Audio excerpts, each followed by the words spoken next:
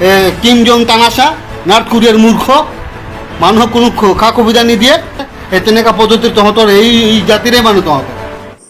हमको साला Kim Jong से कंपेयर करता है।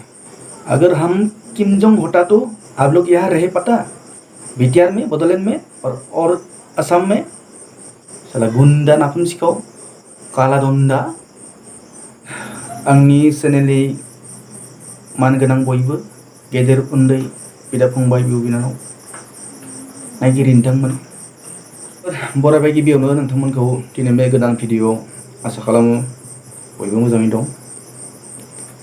लोगोफोर बयबोथ' रायबायानो सासे मानसिखौ, आंबो दिनै रायनो फैदों बे फाग्ला नाफांसिखौ बोरायखौ, बे काला दन्दाखौ। गुंडा जैसा चेहरा लेकर हमको धमकी देता है बोरो लोग को।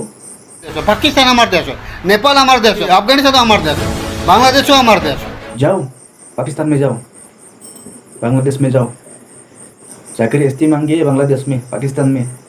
एसटी चाहिए तुमको, एसटी नहीं देंगे हम, क्या करेगा तू? नाफाम सिखाओ, काला दंदा।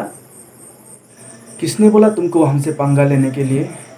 किसने कितना पैसा दिया है तुमको हमसे लड़ने के लिए, हमको ऐसा बोलने के लिए? साला नाफाम सिखाओ गेंद्रा। साला देखने से तुमको पता चलता है कि किस तरह के आदमी है तुम।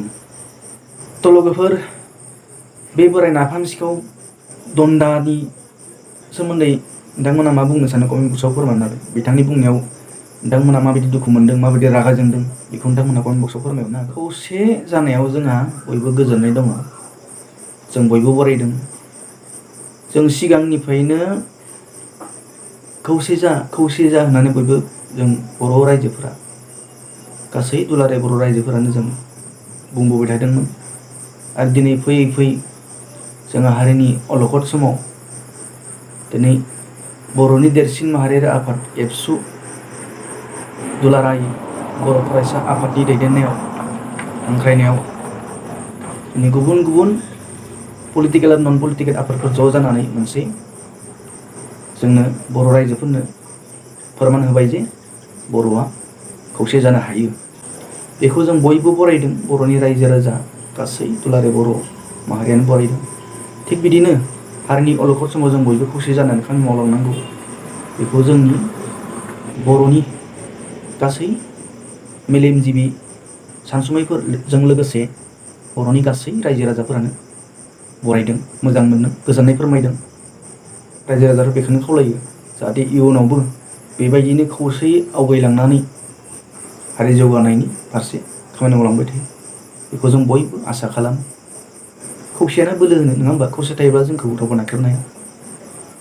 दा मा बुंनो, जोबनायाव आंनि बयबो नायगिरि लोगो नोंथांमोन, आसा खालामो बयबो मोजाङै दङ आरो भिडिअखौ नायनो थाखाय साबायखर थाबाय।